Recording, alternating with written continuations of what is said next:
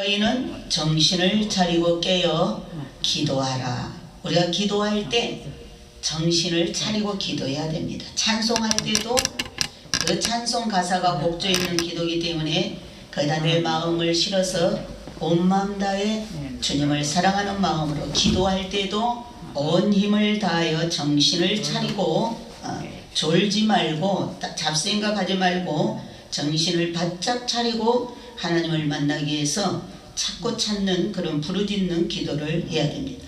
무엇보다도 서로 뜨겁게 사랑하라. 이는 사랑이 허다한 죄들을 덮기 때문이다. 불평하지 말고 서로 대접하며 각 사람이 받은 은사대로 하나님의 다양한 은혜를 맡은 선한 청지기같이 서로 섬기라. 만일 누가 말하려거든 하나님의 말씀처럼 말하고 또 누가 섬기려거든 하나님께서 영광을 받으시게 하려 함이니 그분께 찬양과 권세가 영원 무궁토록 있느니라. 아멘. 자, 오늘은 은사에 대해서, 은사는 하나님의 선물입니다. 우리가 받은 은혜는 하나님의 선물이죠. 그렇기 때문에 그냥 받고, 이 하나님의 선물은 이 은사가 그냥 받고 그냥 주어지는 것이 은사입니다. 내가 어떤 노력을 한 대가로 받은 것은 은사가 아니고, 선물은 주는 이가 저 사람한테 무엇이 필요할까 이렇게 살펴보고 이제 선물을 하는 것입니다. 그 사람에게 합당한 것을 선물하는 것입니다. 어린아이에게는 과자가 적당할 것이고, 또 어른들은 생활용품이 좋을 것이고, 또 노인들에게는 건강에 관한 선물이 필요한 것입니다. 할아버지에게나 아이들에게 장난감을 주지 않고 또 자동차나 아파트 같은 큰 것을 선물하지 않듯이 하나님께서도 성도의 됨됨이를 보시고 나에게 합당한 것을 은사로 선택하여 주시는 것입니다. 그래서 은사를 성도에게 주시는 목적은 오직 한 가지다. 오늘 11절에 이는 범사에 예수 그리스도로 말미암아 하나님이 영광을 받으시게 하려 함이니 그에게 영광과 권능이 세세 무궁토록 있느니라. 아멘. 하나님께서 우리에게 다양한 은사를 주시는데, 은사가 몇 가지 있느냐? 250가지가 있습니다. 250가지의 은사가 있어 각 사람들에게 필요한 대로 그 사람에게 맞게끔 은사를 주시는데, 그 은사를 주신 이유가 딱 한 가지죠. 그 목적이 오직 예수 그리스도를 통하여서 하나님 아버지께 영광을 돌려드리기 위함이다. 하나님이 영광을 받으시게 하려고 나에게 은사를 주셨다. 자, 마치 은사는 좋은 집을 짓기 위하여서 목수에게 톱과 망치와 집을 짓는 재료를 주는 것과 같은 것입니다. 성령의 은사를 주심은 성령의 열매를 맺게 하기 위하여서 우리 성도들에게 은사를 주십니다. 자, 믿음의 은사, 또 지혜의 말씀의 은사, 또 지식의 말씀의 은사, 능력 행하는 은사, 또 예언하는 은사, 영을 분별하는 은사, 방언 통역의 은사, 그 외에도 권위의 은사, 봉사의 은사, 가르치는 은사 등 많은 은사가 있습니다. 하나님께서 나에게 합당한 좋은 믿음의 작품을 만들게 하기 위하여서 이러한 은사를 선물로 주시는 것입니다. 은사가 없다 하여 구원을 못 받는 것은 아닙니다. 구원은 내가 죄인임을 알고 하나님의 아들 예수 그리스도의 보혈의 피를 의지하여 내 죄사함을 위하여 회개하고 죄를 용서받은 후에 믿음으로 살아가면 구원을 받습니다. 그러나 말은 쉬워도 실제로 구원에 이루어지는 일은 쉬운 일이 아니다. 실제로 구원이 내 것이 되는 것은 쉬운 일이 아니다. 그 구원을 이루기 위한 도구로 성령을 받아야 됩니다. 성령을 받아야 하고 은사도 받아야 합니다. 왜? 열매를 맺어야 되기 때문에. 자, 성령을 받고 예수를 믿는 사람은 말하자면 747 비행기를 타고 편히 대접을 받으면서 특혜를 받으면서 천국에 가는 성도가 되는 것입니다. 자, 집을 지을 때 손으로 나무를 자르고 밀고 하는 것은 몹시 힘이 들지만 전기 톱으로 나무를 자르고 전기 대패로 이제 나무를 밀고 하면 아주 매끄럽고 쉽고 또 예쁘게 집을 짓게 되는 것입니다. 이를 능률적으로 하기 위하여 자꾸 도구를 발전시키고 있듯이 우리 휴거 성도들은 주님의 일을 하는데 더 열심을 내어 하나님께 영광 돌리는 그러한 일을 크게 하기 위하여서 성령의 은사를 받고 더 큰 은사를 받아야 될 줄로 믿습니다. 고린도전서 12장 31절에 너희는 더욱 큰 은사를 삼아라. 고린도전서 12장은 은사장인데 은사에 대해서 쭉 나열하고 그 장을 끝내면서 너희는 더욱 큰 은사를 삼아라. 내가 또한 좋은 길을 너희에게 보이리라. 그러면서 고린도전서 13장으로 넘어가는데 13장이 가장 큰 은사입니다. 사랑장입니다. 사랑.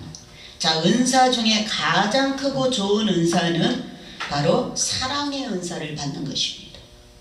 자, 사랑의 은사를 받으면 성령의 오심은 우리에게 열매를 맺게 하기 위하여서 은사를 주시는데, 자, 우리가 사랑의 은사를 받게 되면 하나님을 너무너무 사랑하게 돼요. 하나님 아버지를 사랑하게 되고 예수님을 사랑하게 되고 성령님을 사랑하게 되고, 그래서 하나님 믿는 것이 너무나 즐겁습니다. 이거는 하나님 사랑의 은사를 받았다는 거예요. 이렇게 하나님 사랑의 은사를 받은 자는 이웃을 또한 그 사랑으로 이웃을 또 아주 사랑하게 됩니다. 그래서 우리가 예수를 편하게 쉽게 또 열매를 맺어가면서 잘 믿기 위해서는 우리가 성령님께 사랑의 은사를 구해야 될 줄 믿습니다. 가장 큰 은사입니다. 그래서 사랑의 은사를 받으면 하나님을 죽도록 사랑하게 돼 있어요. 하나님 사랑하는 것이 그렇게 즐거울 수가 없습니다. 그래서 이렇게 하나님이 가장 기뻐하는 일을 우리가 이렇게 은사를 통해서 아주 즐거운 마음으로 열심히 하나님을 사랑할 수가 있습니다. 베드로전서 4장 7절에 휴거 성도가 열심히 사랑하는 것이 이 마지막 때에 살아가는 승리의 비결이다. 오늘 여기 7절에 그러죠. 만물의 마지막이 가까웠다. 그러므로 너희는 정신을 차리고 근신하여 기도하되 무엇보다도 열심으로 서로 사랑할지니 사랑은 허다한 죄를 덮느니라. 자, 마지막 때 왜 심판이 오느냐? 하나님이 왜 전쟁을 보내서 이 세상을 심판하시는가? 사랑이 식으면 짐승의 세계가 되기 때문에 사랑이 식어버리면 하나님 사랑하는 거, 이웃 사랑하는 거, 나라 사랑하는 거, 부모 사랑하는 거, 형제 사랑하는 거, 모든 우리가 사는 이런 것을 다 하나님 사랑하라고 주셨는데 사랑이 식어버리면 자기 이익만 구하면 그는 지옥이 된 것입니다. 짐승의 세계가 된 것입니다. 그래서 사랑이 식으면 심판이 옵니다. 가정도 어때요? 사랑이 식으면 이혼하잖아요. 가정이 왜 이혼합니까? 사랑이 식었기 때문에 그런 거예요. 파산이 오는 거예요. 부모 자식 간에도 왜 남남이 됩니까? 사랑이 식어서 그런 거예요. 하나님하고도 왜 단절됩니까? 사랑이 식어서. 그래서 가장 큰 은사가 사랑이고 바로 무엇보다도 이 마지막 때는 열심히 사랑하라. 왜? 사랑이 점점 식어가니까 더 열심히, 옛날에는 그냥 가만히 있어도 사랑이 됐지만 지금은 뭐예요? 노력을 안 하면 사랑할 수가 없다. 열심을 내서 일하듯이 열심히 사랑을 일처럼 생각하고 일을 해야 그 사랑을 지킬 수가 있다라는 것입니다. 그래서 이렇게 열심히 사랑하며 살아갈 때 승리하게 된다. 결국 천국은 누가 들어갑니까? 사랑의 은사를 가지고 사랑의 열매를 맺은 자가 천국은 사랑의 나라이기 때문에 미움을 가진 사람, 시기 질투 가진 사람 못 들어가잖아요. 그거 다 지옥으로 가는 열매들입니다. 오직 그래서 휴거도 누가 휴거돼요? 사랑이 마음에서 완성이 된 자가 휴거되는 것입니다. 우리가 사랑하고 있으면 하나님 사랑과 이웃 사랑을 하고 있으면 이미 천국이 이루어졌기 때문에 그냥 주님 오실 때 올라가는 거예요. 그래서 가장 급선무가 이런 열매를 맺는 것입니다. 자, 사랑이 없이 무엇을 한다고 해야 아무것도 아니고 시끄러운 꽹가리 소리만 나는 것이다 그랬어요. 모든 일에 사랑이 기초가 돼야 됩니다.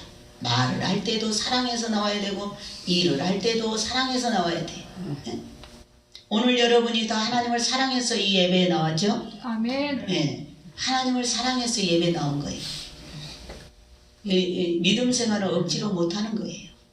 예배 생활을 억지로 못해요. 왜? 돈 주는 것도 아니니까. 돈을 갖다 바치면서 하나님을 섬기 자기를 희생하여 시간도 희생하고 모든 물질도 희생하고 몸과 마음을 희생해서 하나님 앞에 섬김을 헌신을 드리는 거기 때문에 하나님 사랑하는 마음 없이는 교회 생활을 할 수 없는 거예요. 왜 사람들이 믿음 생활을 하다가 믿음에서 떨어지지? 사랑이 식은 거예요. 하나님을 사랑하는 사랑이 식어서. 그래서 기도하라는 거죠. 성령의 기름을 받아야, 성령이 도와야 우리가 열심히 사랑도 하고 열심히 헌신도 할 수 있기 때문에 우리가 기도를 쉬지 말라. 기도할 때 하나님의 영이 와서 도와주기 때문에 기도하라는 것입니다. 또한 여기 그래서 기도를 고린도후서 1장 11절에 은사는 기도를 많이 한 사람에게 많은 은사가 임합니다. 아까 은사가 250가지라 했는데 우리가 그 많은 은사 가운데서 내가 받아서 사용하는 은사는 몇 가지나 될까?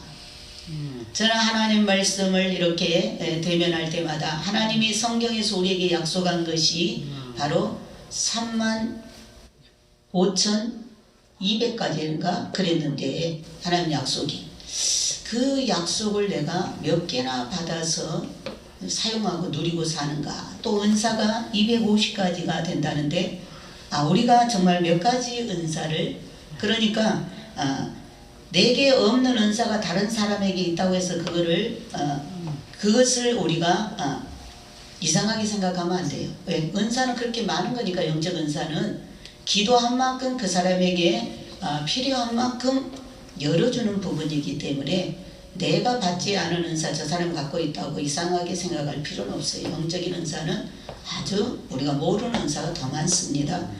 그래서 함부로 판단하면 안 되고 우리가 기도를 이렇게 할 때 은사를 받는 데에는 바로 기도가 기초입니다. 아까 사랑을 모든 일에 사랑이 기초가 되어야 된다고 했는데 모든 성령의 은사는 기도하는 사람을 통해서 오기 때문에 기도를 해야 됩니다. 그러면 많은 은사를 받을 그런 자격을 갖춘 사람이 됩니다. 자, 기도를 해서 은사를 받았는데 또 받은 은사를 기도하지 않으면 또 사라집니다. 많은 사람들이 전에 뭐 예언의 은사 받고 뭔 은사 받고 그랬는데 방언의 은사 받고 통변의 은사 받고 그랬는데 다 사라졌다. 왜? 기도를 안 하니까 유지가 안 되는 거죠. 기도해야 다양한 은사가 오고 또 그 은사를 사라지지 않게 하려면 유지하려면 그것도 또한 기도를 해야 되는 것입니다. 그래야 성도는 우리 하나님께로부터 성령님이 주신 은사를 받아서 좋은 믿음의 작품을 만들어 그 은사를 통해서 여러 가지 일을 해서 열매를 맺어서 작품을 만들어서 하나님께 영광을 올려드리도록 바로 은사는 도구라고 아까도 말했습니다. 우리 성도들에게 더 다양한 도구를 주셔서 그 일을 아름답게 열매 맺어서 하나님께 영광을 올려드리라고 준 것이지 이 은사를 나의 이익을 위해서 나의 영광을 위해서 사용하게 되면 불법을 행하는 자가 됩니다. 그러면 그 은사를 통해서 오히려 자기가 지옥에 가게 됩니다. 주님한테 책망을 받게 됩니다. 그래서 우리 성도들은 하나님을 기쁘시게 하는 일을 많이 하는 그런 일을 하기 위하여서 은사를 구하고 더 큰 은사를 사모하라. 더 큰 은사는 사랑이라고 그랬죠. 그래서 사랑의 은사를 받아서 더욱더 많은 영광을 우리 하나님께 올려드리는 휴거 성도가 되어야 될 줄 믿습니다. 자, 이 은사는 성령의 열매를 맺게 합니다. 우리가 왜 예수 믿는데 열매가 없지? 성령을 받지 않아서 열매가 없습니다. 열매는 성령이 도와주셔야, 성령이 내게 오셔야 열매가 맺어집니다. 갈라디아서 5장 16절에 성령의 열매는 하나님의 나라를 유업으로 받을 자들이 맺는 아름다운 열매다 그랬어요. 마태복음 3장 8절이나 마태복음 21장 43절에 열매 없는 자는 찍어버리겠다. 열매가 없는 자는 천국에 참여할 수가 없다고 말씀하고 있습니다. 우리 휴거 성도가 맺는 최고의 열매는 첫 번째가 사랑의 열매다. 사랑의 열매. 자, 하나님을 사랑하고 예수님을 사랑하고 성령님을 사랑하는 사랑의 열매를 맺고 이웃을 사랑하는 열매가 가장 아름다운 열매입니다. 요한일서 4장 20절에 하나님을 사랑하는 열매의 증거로는 이웃을 사랑하는 것입니다. 내가 하나님을 사랑한다, 하나님을 사랑한다는 증거가 내 옆에 있는 내 이웃을 사랑하는 것이 증거가 되는 것입니다. 그러니까 보이는 형제를 사랑하지 못하는 자가 보이지 않는 하나님을 어찌 사랑할 수 있겠는가, 이렇게 말했어요. 그래서 하나님을 사랑한다 하면서 이웃을 사랑하지 않는 사람은 거짓말하는 사람이다. 거짓말하는 사람은 지옥에 들어가는 자격을 얻게 됩니다. 이 사랑의 열매를 맺는 자는 이미 마음속에 천국을 이루었고 세상을 떠날 때는 본향집에 돌아가는 영광을 얻게 됩니다. 자, 구원을 받았는가 안 받았는가 의심할 필요가 없어요. 내 은사가 사랑으로 나타나는가, 내 삶의 사랑의 열매가 맺혔는가, 미움의 열매가 맺혔는가, 원망과 불평의 열매가 맺혔는가, 그것을 보면은, 그 열매를 보면 그 나무를 알 수가 있습니다. 그래서 내가 구원받았나 못 받았나, 내가 천국에 들어갈 수 있나 없나는 내가 지금 사랑하고 있는가, 사랑의 열매가 나타나고 있는가. 사랑의 열매가 나타나지 않았다 우리가 자신을 점검하고 회개를 해야 될 줄로 믿습니다. 우리 휴거 성도들은 사랑의 열매를 맺는 은사를 받아서 성령 충만 받고 아름다운 성령의 열매를 주렁주렁 맺으며 살아가야 될 줄 믿습니다. 두 번째는 입술의 열매를 맺게 됩니다. 입술의 열매는 찬송의 열매입니다. 여러분이 얼마나 찬송을 많이 하고 삽니까? 입을 열면 찬송이 나와야 돼요. 하나님을 찬양해야 돼요. 입술의 열매는 찬송의 열매다. 히브리서 13장 15절에 이러므로 우리가 예수로 말미암아 항상 찬미의 제사를 하나님께 드리자. 이는 그 이름을 증거하는 입술의 열매니라. 입술의 열매. 자, 찬송의 열매는 아름다운 열매입니다. 왜? 하나님이 가장 기뻐하는 게 찬송받기 위해서 우리를 창조하셨다. 그리고 하나님은 찬송 중에 거하십니다. 우리가 찬송할 때 하나님은 우리 가운데 와 계십니다. 그리고 찬송 중에 올라가십니다.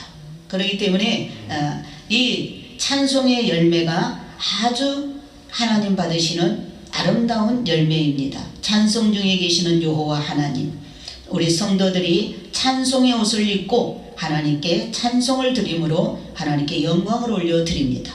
아까도 우리 오강배 안수집사가 그 성가대 가운을 입고 앞에서 찬양 인도를 했어요. 성가대에 앉은 성가를, 하나님을 찬송하는 찬양대에 그 옷을 입히죠. 가운을 입히잖아요. 우리는 하나님을 찬송하는 자들입니다. 예배 때, 찬양 때에 그런 가운을 입혀가지고 특별한 옷을 입혀서 구별시켜서 이제 찬양대에 찬양을 올려드립니다. 찬송의 옷을 입었다는 것입니다. 그래서 우리는 늘 하나님 앞에 찬송의 옷을 입고 하나님 앞에 나와서 힘있게 기쁘게 감사한 마음으로 우리가 찬송을 올려드리고 또 내 삶 자체가 늘 하나님을 높이고 찬송하는 삶이 찬송의 옷을 날마다 입고 열매를 맺는 삶을 살아야 될 줄 믿습니다. 세 번째는 빛의 열매를 맺게 합니다. 빛의. 에베소 5장 9절에 빛의 열매는 어떤 열매냐? 모든 착함과 의로움과 진실함에 있다. 자, 너희는 세상의 빛이다 그랬어요. 그러면 세상의 빛이라면 빛의 열매가 나와야 되는데 착한 사람이 되어야 됩니다. 예수 믿는 사람은 정말 착해야 됩니다. 예수님처럼 착해야 됩니다. 그래서 예수 믿는 사람은 빛의 열매를 맺어야 되는데 모든 착함과 의로움과 진실함에 있다. 진실해야 됩니다. 깨끗해야 됩니다. 그래서 이 휴거 성도들은 세상의 빛으로 빛의 열매를 맺으면서 삶을 살아야 됩니다. 예수 믿는 사람은 성령 안에 있는 자라면 남을 헐뜯고 이런 빛의 열매를 안 맺으면 뭔 열매를 맺어요? 남을 헐뜯고 비방하고 원망하고 판단하고 불평하고 이런 열매는 다 마귀의 종으로서 맺는 열매입니다. 빛의 자녀는 이런 열매 맺지 않습니다. 빛의 자녀는 착함과 의로움과 진실함의 열매를 맺는다 그랬습니다. 그러나 빛의 열매를 우리가 맺지 못하면 성령 안에 거하지 않으면 남을 헐뜯는 열매, 비방하는 열매, 판단하는 열매, 원망하는 열매, 불평하는 열매, 이런 행동을 하는 사람은 목사라도 장로라도 다 어디로 가야 돼요? 이는 마귀의 종자고 주님은 들깨들이다. 들깨. 이런 종자들은 마귀 종자고 들깨들이다. 남을 헐뜯고 비방하고 판단하고 원망하고 불평하는 자들, 이러한 자들은 성령 안에 있는 자들이 아니요 마귀 안에 마귀의 종자로 열매를 맺고 있는 자들인데 이걸 들에서 사는 들깨들이다. 자, 집에서 기르는 개는 온순합니다. 그러나 들깨들은 어때요? 돌아다니면서 아무 것이나 잡아먹고 그런 개가 들깨입니다. 그래서 항상 사납습니다. 이 들깨들은 사납고 항상 이빨을 드러내고 지저댑니다. 이게 들깨의 습성입니다. 우리가 예수 믿으면서 항상 이빨을 드러내고 남을 물어뜯고 남을 욕하고 남을 원망하고 항상 불평이 가득하고 이러한 행동을 하는 사람은 이 마귀 종자로서 들깨나 마찬가지다. 들깨 습성을 가지고 있다. 자, 우리 성도들은 이런 들깨가 우리에게 지저대도 무시해야 됩니다. 세상에 빛이 되고 우리는 빛의 열매를 맺으면서 살아야 됩니다. 예수 믿는 성도라면 착하고 선한 양심으로 진실하게 살아야 하고 남을 속이거나 들깨들처럼 살지 말아야 된다. 성도는 자기의 이익을 차지하려는 마음이 없이 다른 사람 입에서 저 사람은 정말 착한 사람이야, 이런 증거가 나오도록 살아야 됩니다.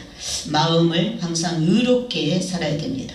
정의에 살고 정의에 죽는 의로움이 있어야 됩니다. 예수 믿는 사람이 의롭지 못하고 세상의 법을 어기고 바르게 살지 못하면 이는 잘못된 사람이다. 다음은 예수 믿는 사람은 진실하게 살아야 됩니다. 예수를 안 믿는 사람 중에도 진실한 사람들이 많이 있습니다. 그러나 예수 믿는 사람이 진실하지 못하면 하나님께 영광이 되지 못합니다. 그래서 우리가 진실하게 살아야 돼요.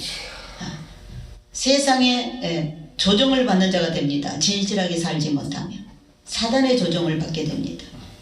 그래서 세상의 빛의 사명을 우리가 잘 감당해야 됩니다. 그런데 우리가 빛의 열매를 맺지 못하고 이런 어둠의 주관자들의 그런 조종을 받게 되면 우리가 빛의 사명을 감당하지 못하게 됩니다. 오늘 말씀을 듣고 우리는 너희는 세상의 빛이다. 빛의 열매 착함과 의로움과 진실함의 열매를 맺어 하나님께 영광을 올려드려야 될 줄 믿습니다. 네 번째는 의의 열매를 맺게 합니다. 빌립보서 1장 11절이나 야고보서 3장 18절에 화평케 하는 자들은 화평으로 심어 의의 열매를 거두느니라. 자, 화평. 늘 우리가 하나님과도 화평을 해야 되고 우리가 사람관계도 늘 화평을 전해야 됩니다. 내가 가는 곳에 분열이 일어나면 안 돼요. 내가 가는 곳에 싸우는 것도 내가 가면 잠잠해져야 돼요. 그런데 잠잠한 곳에 내가 가서 막 분란을 일으키고 원수 맺고 이러면 안 돼요. 그래서 우리는 이 의의 열매, 의는 두 가지가 있습니다. 의는 첫 번째 의는 하나님의 의가 있습니다. 로마서 1장 17절에 하나님의 의와 사람의 의가 다르다는 것을 말해주고 있습니다.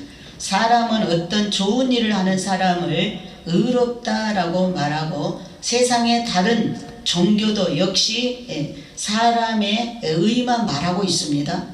그러나 기독교는 하나님의 의를 말합니다. 하나님의 의는 뭐냐? 하나님을 믿는 것이 하나님의 의입니다. 아브라함이 하나님을 믿으니 하나님께서 의로 여기셨다. 의롭다 하셨다. 내가 예수를 믿으니까 의롭게 된 것입니다. 내가 뭐 선한 일을 해서 착한 일을 해서 의로운 게 아니고 예수 그리스도를 믿는, 예수 그리스도는 하나님께서 우리 죄인들에게 의를 주신 것입니다. 하나님의 의를 입혀준 것입니다. 예수만 믿으면 내가 의롭게 되는 거예요.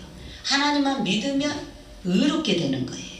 내가 아무리 더럽게 살았어도 회개하고 돌이키고 하나님의 선물로 준 예수 그리스도를 믿으면 예수는 하나님의 의이기 때문에 그 의가 내가 입혀져야 천국에 들어가는 것이에요. 아멘. 사람의 의하고 하나님의 의가 다르다는 거. 세상 종교는 사람의 의만 말하지만 이 기독교는 반드시 의는 두 가지 종류가 있는데 첫 번째가 하나님의 의. 복음에는 하나님의 의가 나타나 믿음에서 믿음으로 이르게 하나니 이렇게 말씀하셨습니다. 자기가 이제 사람의 의는 사람의 의로 자기가 이렇게 하면 옳다고 생각을 하고 무엇을 행하는 것이 사람의 의입니다. 자기 의입니다. 율법을 행함으로 내가 의롭게 된다는 것이나 내가 도덕적으로 윤리적으로 살아감으로 내가 전도를 많이 해서 내가 기도를 내가 찬송을 많이 해서 의롭게 됐다고 생각하는 것이 사람의 의입니다. 사람의 내가 율법 안에서 뭔가 이러한 것들을 함으로써 의롭게 되는 그 의 가지고는 천국에 들어갈 수 없다. 왜? 우리는 태어날 때부터 제2의 속성으로 태어났기 때문에 그렇습니다. 오직 성령 안에서 성령으로 찬송하고 성령으로 기도하고 성령으로 깨끗하게 살고 이런 의라야 그리스도 의라야 하나님이 기뻐하고 하나님의 영광을 드러내는 거지. 내가 해서 나타나는 은은 다 내 자랑이 되는 거예요. 내가 이렇게 해서 은혜 받았어. 내가 기도 많이 했더니 하나님 나에게 응답을 줬잖아. 그러면 내 자랑이 되는 거예요. 하나님께서 하셨습니다. 그 기도하게 한 것도 성령께서 그런 모든 환경과 여건을 열어주셨고 기도하도록 내게 불을 붙여준 것이죠. 그래서 이렇게 사람의 의는 자기 의는 사람의 의로 자기가 이렇게 하면 옳다고 생각하고 무엇을 행하는 것. 그래서 우리가 사도 바울이 그랬죠. 힘써 자기 의를 나타내려고 하다가 하나님의 의를 무시하게 되었다. 이 사도 바울은 율법에서 흠이 없는 자였습니다. 율법으로 모세 율법이 613가지의 계명이 있었는데 그 율법으로 흠이 없는 자가 사도 바울이었어요. 그러나 믿음 안에 들어보니까 자기가 자기 의를 나타내려고 하나님의 의를 힘써 대적하게 된 거죠.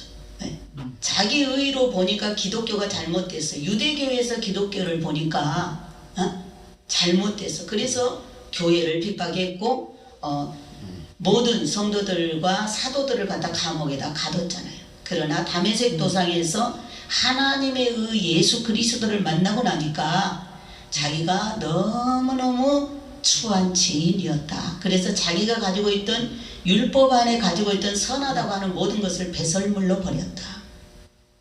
오직 예수 그리스도만이 그래서 사나 죽으나 십자가만 증거했죠. 십자가 외에는 전하지 않아요. 이 하나님의 의를 깨달은 것입니다. 그래서 이렇게 자기의 의를 사람의 의를 나타내는 자는 하나님의 의를 복종치 않는 자가 된다고 말합니다. 의의 열매는 믿음으로 하나님 말씀에 순종하며 살아가는 믿음의 결과가 이 의의 열매들입니다. 자, 믿음을 지킨 결과로 얻어지는 면류관이 의의 면류관이다. 믿음을 끝까지 지킨 자는 천국에 가면 누구나 다 의의 면류관을 쓰게 됩니다. 이거 예수 그리스도를 통해서 천국 들어가는 믿음의 의입니다. 자, 로마서 9장 30절로 32절에 예수를 믿음이 의요 하나님을 믿음이 의이다. 믿음의 열매가 의의 열매입니다. 하나님은 이 의의 열매, 이 믿음의 열매로 얻어지는 결과가 의의 열매라고 말씀하셨고, 이 의의 열매는 성령으로 인하여서 믿음으로 얻어지는 열매다. 다섯 번째로 선한 열매를 주십니다. 야고보서 3장 17절에 선한 열매가 있습니다. 선한 것이 무엇인지 우리가 정확하게 알아야 됩니다. 시편 37편 3절에 여호와 하나님을 의지하는 것이 선한 일이다. 여러분, 선한 일은 내가 하나님을 의지하는 것이 선입니다. 하나님 자체가 선이기 때문에 하나님을 의지하는 것이 선입니다. 또 시편 147편 1절에는 하나님을 찬양하는 것이 선한 일이다. 우리가 하나님을 찬양하는 것이 선한 일입니다. 또 선은 여호와 하나님 자체가 선이시고, 성도는 하나님을 의지하고 순종하고 찬양하는 것이 선한 일입니다. 남을 도와주고 구제하고 불쌍히 여기는 것도 하나님 말씀 안에서 사랑으로 하는 것이 선한 것입니다. 내 생각이나 사람의 생각에는 옳은 일 같아도 하나님 보시기에 악한 일이 있는 것입니다. 자, 성경에 보면 웃사가 나오는데, 웃사는 법궤를 수레에 싣고 옮길 때에 소가 띠므로 수레가 땅에 떨어질 것 같아 갖고 사람의 선한 마음으로 이 법궤가 땅에 떨어지지 않게 하기 위해서 법궤를 붙들었다가 하나님이 그를 쳐서 즉사했습니다. 사람의 생각으로 생각할 때는, 자, 이 법궤가 전쟁 때 사울왕 때 엘리 제사장 때 이 법궤가 이스라엘과 블레셋 전쟁에서 법궤를 빼앗겼어요. 전쟁에 져가지고. 그래서 블레셋 사람들이 자기네 신당 다곤 신당에다 이 법궤를 갖다 놨어요. 자기의 신이 이겼다고. 옛날 전쟁은 신과 신의 전쟁이었어요. 고대 사람들 그렇게 믿었어요. 그래가지고 자기네 신당에다가 여호와의 법궤를, 하나님 법궤를 갖다 놨는데, 하룻밤 자고 나니까 자기의 신이 여호와의 법궤 앞에서 목이 잘려져 있고, 손목이 다 잘려 있고, 발목이 다 잘려 있고, 몸뚱아리만 남아 있어요. 그래가지고 그리고 막 그 땅에 재앙이 임했습니다.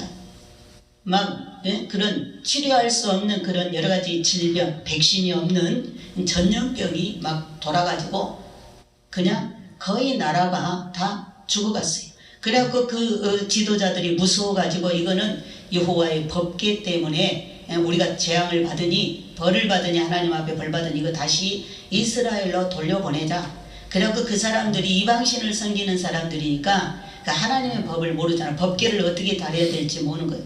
법궤는 사람이, 제사장들이 매야 되는 거예요. 어깨에다 매야 돼요. 그리고 법궤를 만져도 안 돼요. 법궤를 쳐다봐도 안 돼요. 하나님 자신이기 때문에. 그런데 그 사람들이 이제 그 법궤를 새 수레를 제작해가지고 실어가지고 소한테 올려 보냈는데 아무도 인도하지 않는데 이 소가 이스라엘로 곧바로 올라간 거예요. 이스라엘 땅으로 곧바로 올라갔어요. 그래서 자기네 그 나라의 재앙은 여호와 하나님으로부터 온 재앙이었다라는 것을 그들이 알고 예물, 금으로 이렇게 그런 그 자기네 임한 그런 형상, 질병의 형상들을 만들어 금으로 하나님 앞에 예물을 올려드렸습니다. 그래갖고 이 법궤가 이제 그 오베데돔 집에, 오베데돔이 아니라 이 아비나답 집에, 제사장 집에 가서 20년 동안 있었던 거예요. 그런데 이제 다윗이 왕이 되어가지고 법궤를 사모하게 됐어요. 하나님을 사랑하니까 법궤를 모셔와야 되겠다. 그래서 산골짜기에 있는 아비나답 제사장 집에서 법궤를 이제 다윗성으로 모셔오는 날, 그날 이제 옛날 방식 그대로 이 웃사가 제사장이었는데, 제사장의 아들이었는데 그렇게 오래 법궤를 가지고 있어도 하나님 섬기는 법을 몰랐던 거예요.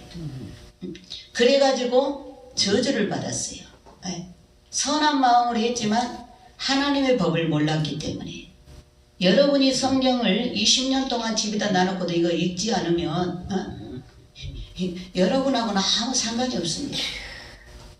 그래가지고 이 우사가 그 자리에서 즉사를 했죠. 그랬는데 선한 마음을 한 거예요. 아 이거 소가 이제 오르막길에서 평평하지 않은 길에서 소가 뛰니까 이게 어때요? 수레에다 실은 법궤가 이게 흔들려서 땅에 떨어지려고 하니까 얼른 가서 붙잡았는데 그것을 하나님께서는 죄로 여기셨습니다. 왜? 이미 성경에 법궤를 만지지 말라 그랬는데 만졌기 때문에 그랬고, 또 블레셋 땅에서 이 법궤가 그렇게 올라올 때에 거기 살고 있는 그 벳세메스 사람들이 이 사무엘상 6장 19절에 보면 법궤가 벳세메스로 올라갔거든요. 그러니까 벳세메스 사람들이 다 나와서 소가 법궤를 메고 왔으니까, 법궤가 이스라엘 땅으로 빼앗겼던 법궤가 다시 돌아왔으니까 다들 반가워서 나가서 법궤를 한 번씩 들여다본 거예요. 들여다보면 안 된다 그랬죠. 법궤를 들여다보거나 만지거나 이러면 안 돼. 제사장이 법궤를 보자기에 잘 싸서 잘 매야 돼요. 이동할 때는. 그런데 그때 벳세메스 사람들이 하나님 말씀을 알지 못하고 캐를 들여다본 거로 5만 70인이 죽었습니다. 하나님 쳐버렸습니다. 5만 70인을 죽이셨어요. 그래서 여호와께서 백성을 쳐서 크게 살육하셨으므로 백성이 애곡하였더라. 자, 그러니까 사람이 생각하는 선을 따르지 말고 오직 하나님의 선을 따르는 성도가 되어야 될 줄 믿습니다. 아멘. 사람의 선은 만족과 환경과 습관에 따라서 다르기 때문에 그렇습니다. 사람의 선으로는 구원을 얻지 못합니다. 그러니까 예수 안 믿는 사람 아무리 도덕적으로 착하게 선하게 살았다 해도 그 사람 천국 못 가잖아요. 왜?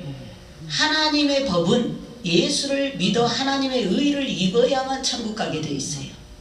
그렇기 때문에 아무리 인간적으로 자기 착하게 살았고 선하게 살았다 해도 하나님하고는 아무런 상관이 없어요. 그래서 우리는 사람의 의가 필요 없어요. 내 의가 필요 없어요. 오직 하나님 말씀에 순종했느냐 안 했느냐가 하나님께서는 의로 보십니다. 우리 휴거 성도들은 성령의 인도함을 받아서 하나님의 선을 항상 쫓으면서 살아가는 성도가 되어야 될 줄 믿습니다. 아멘. 6번째, 기도의 열매를 얻게 하십니다. 마가복음 9장 29절에 기도하는 자는 기도의 열매가 그 결과로 꼭 맺혀집니다. 자, 기도는 많이 하는데 열매가 맺혀지지 않는 것은 자기 의로 구했든지 욕심으로 구하였기 때문이다. 자, 농부가 씨앗을 심으면 반드시 싹이 납니다. 그렇죠? 농부가 씨를 심으면 반드시 싹이 나고 꽃이 피고 열매가 맺힙니다. 그럼 그 열매가 알곡이 되든지 쭉정이가 되든지 반드시 심은 것은 나게 돼 있어요.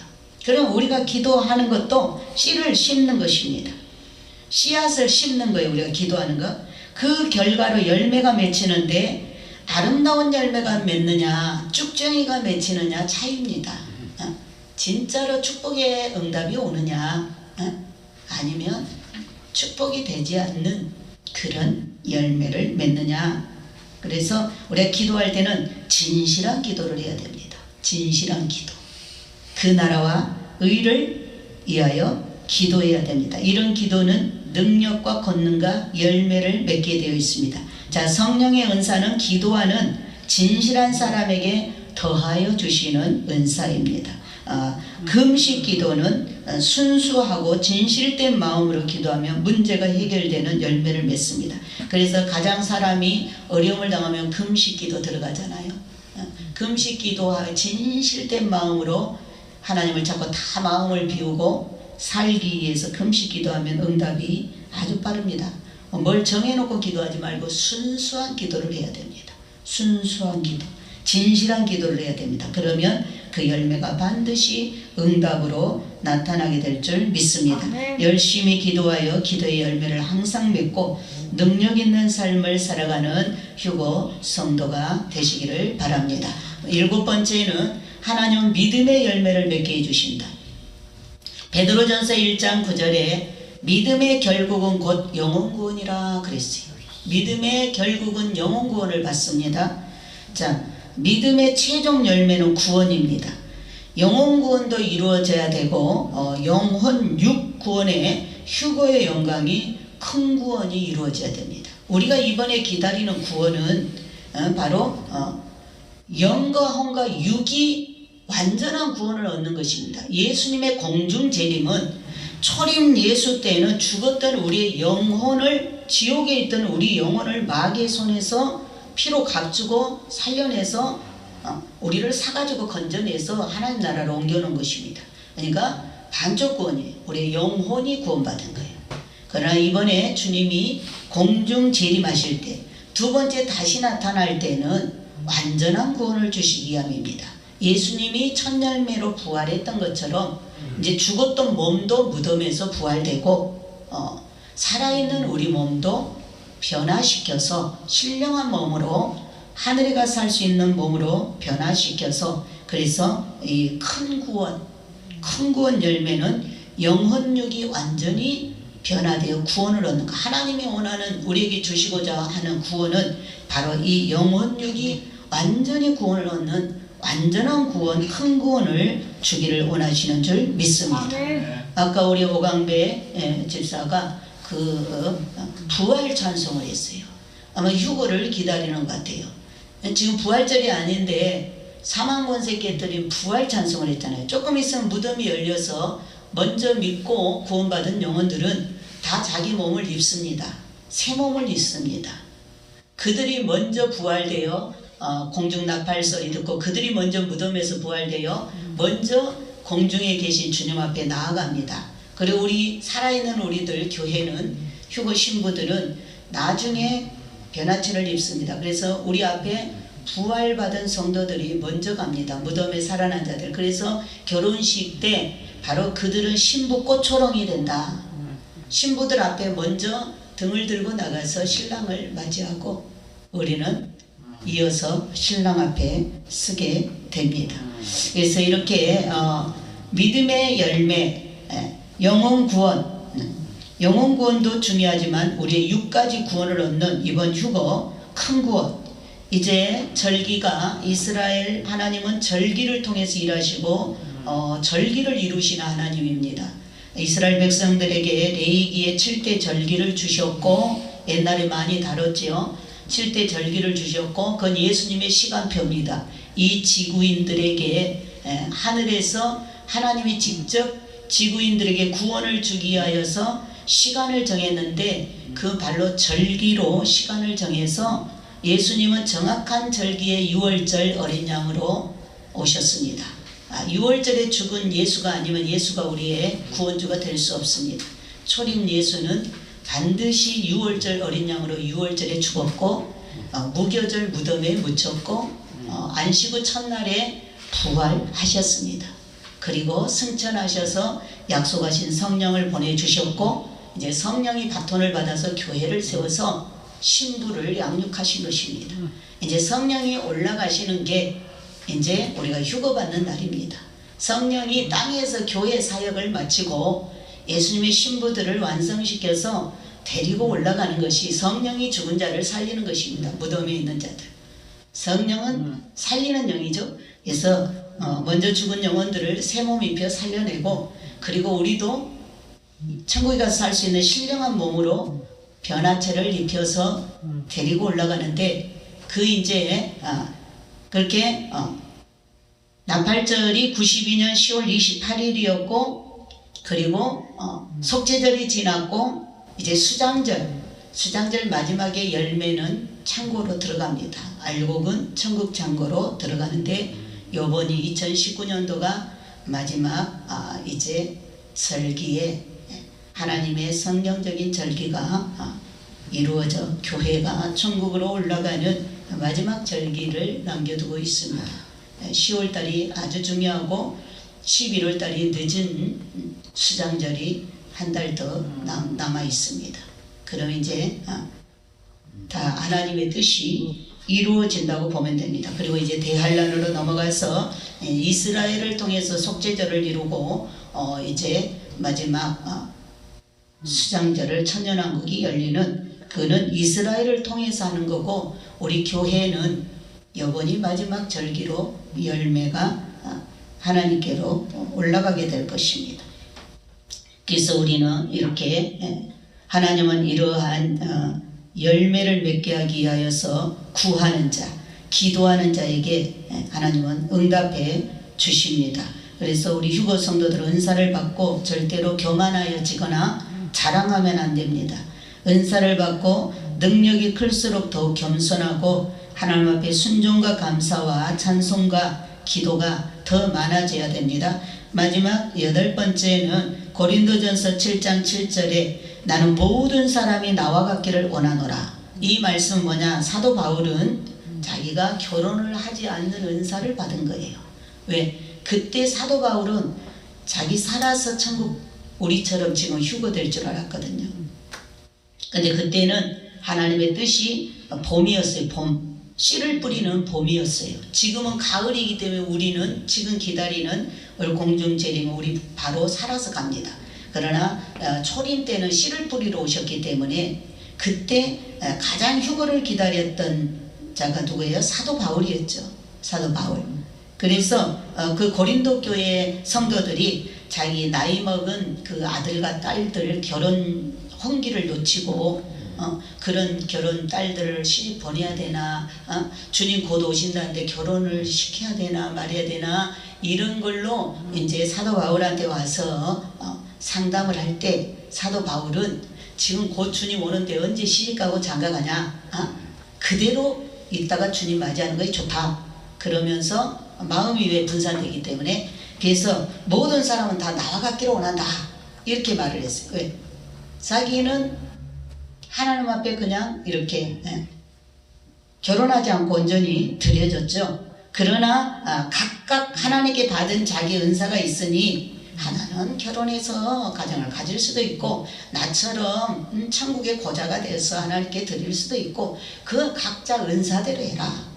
받은 은사대로. 장가 갔다고 후회할 것도 없고, 갔으면 있는 그 자리에서 감사로 잘 섬기고, 안 갔으면 굳이 가려고 애쓸 필요가 없다. 또 재혼을 놓고 있는 우리 여 집사님들에게도 그랬죠. 참을만 하면 재혼하지 마라. 예수 신랑하고 살아라. 그러나 정욕이 불타서 죄를 지을 것 같으면 신랑 두고 살아라. 이렇게 말했어요. 왜? 때가 임박하기 때문에 그런 거에 치우치지 말 것을 말했는데, 이것도 바로 은사에 따라서 하라고 그렇게 말을 했습니다. 성령의 은사를 받은 사람들은 나를 기준하지 말고 250가지의 은사 중에 각각 다르게 사람에 따라 믿음의 분량과 사명에 따라 다르게 주셨기 때문에 은사를 다른 사람과 비교하지 말고, 또 하나님께 감사하면서 받은 자들은 더 많은 은사를 하나님께 더 크게 구하여서 영광 돌리는 일을 하기 위하여서 간구하고, 또 받았으면 겸손하게 믿음으로 살아가는 휴거 성도들이 되어야 될 줄 믿습니다. 아멘. 자, 성도는 성령이 주신 은사로 더 많은 아름다운 열매를 맺어 하나님께 영광을 드리는 휴거 성도들이 되어야 됩니다. 자, 휴거 성도들의 입에서는 아멘 소리가 수십 번 나와야 좋은 것이다. 아멘. 할렐루야. 아멘 소리를 수십 번 하래요.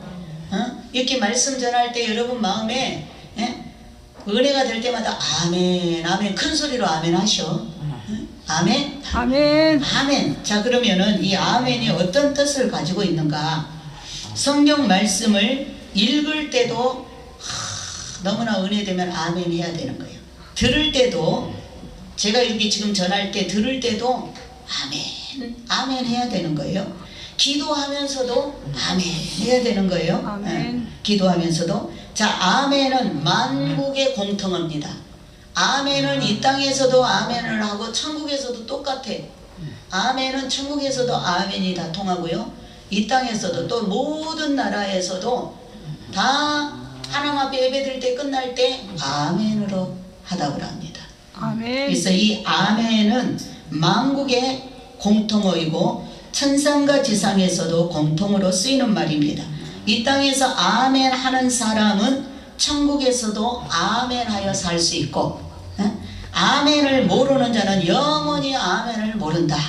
이 땅에서도 아멘 잘하는 사람이 천국에 가서도 아멘 아멘 많이 하고 살고, 이 땅에서 아멘 할 줄 모르는 사람 천국 가서도 벙어리처럼 그냥 사는 거예요. 감사한 일이 그렇게 많아도 아멘 할 줄 모르고. 자, 우리가 아멘하여 하나님께 영광을 돌리느니라. 사람의 제1되는 목적이 하나님께 영광 돌리며 사는 것이라고 말했습니다. 그러므로 아멘은 많은 성도들도 많이 하여서 하나님께 영광을 올려드려야 됩니다. 아멘. 자, 아멘은 동감이라는 뜻입니다. 아멘. 아멘은 제가 하는 말에 동감합니다. 그러면 여러분이 아멘 해야 돼요. 아멘의 뜻이 동감합니다 뜻이고, 또 기도하는 중에 우리가 대표 기도할 때 아멘 하는 것은 나도 같은 마음으로 기도합니다 이런 뜻으로 우리가 아멘 아멘 하는 것이고, 또 아멘은 옳습니다 옳습니다 그 말이 옳습니다 그런 뜻입니다. 그리고 아멘은 순종합니다 그런 뜻입니다. 또 우리가 사람이 부를 때 예 하고 어른이 부를 때 대답하듯이 아멘은 예 대답입니다. 대답. 예라는 대신 아멘으로 대답하는 것입니다. 믿습니다. 아멘은 믿습니다라는 뜻입니다. 하나님의 약속을 그대로 받겠습니다 이런 뜻입니다. 또 순종합니다. 예, 하나님 말씀에 순종합니다 그러한 뜻입니다. 그래서 우리가 이렇게 성경을 읽으며 설교를 들으며 아멘을 하는 것입니다. 또 실천하겠습니다. 실천하겠습니다. 아멘. 아멘. 또 신명기 27장 15절로 26절을 보면 제사장이나 레위인이 말을 할 때 이스라엘 백성들 회중들은 아멘으로 회중이 하답을 했습니다. 이것은 약속합니다. 실천하겠습니다 라는 뜻입니다. 아멘. 그래서 아멘은 또 다른 말로 감사합니다 아멘. 뜻입니다. 감사합니다. 로마서 15장 3절과 갈라디아서 6장 18절 등의 아멘은 성경에 기록된 축복의 말씀에 감사합니다 라고 끝에다가 아멘. 오늘도 아멘 붙였죠.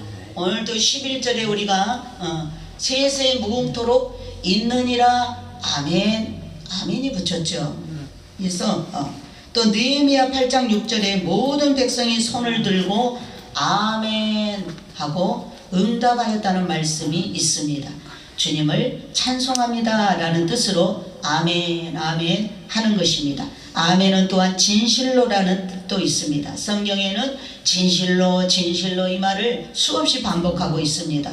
또 예수님도 아멘이시오, 자신을 아멘이시오, 충성이시오 이렇게 말씀했습니다. 그리고 성경에 나는 알파와 오메가라 이런 것도 바로 아멘의 뜻입니다. 아멘의 뜻, 또 진실되다는 그런 의미의 아멘입니다. 자, 우리 휴거 성도들은 지금 어떤 길을 걷고 있으며 어떤 믿음의 길을 향해 가고 있는가? 아멘 신앙의 성도가 되어야 될 줄로 믿습니다. 아멘. 이런 뜻으로나 저런 뜻으로나 아멘은 주님께 영광을 올려드리는 것입니다. 벙어리가 아니라면 우리가 아멘으로 하답해야 될 줄 믿습니다. 아멘. 아멘. 기도하겠습니다.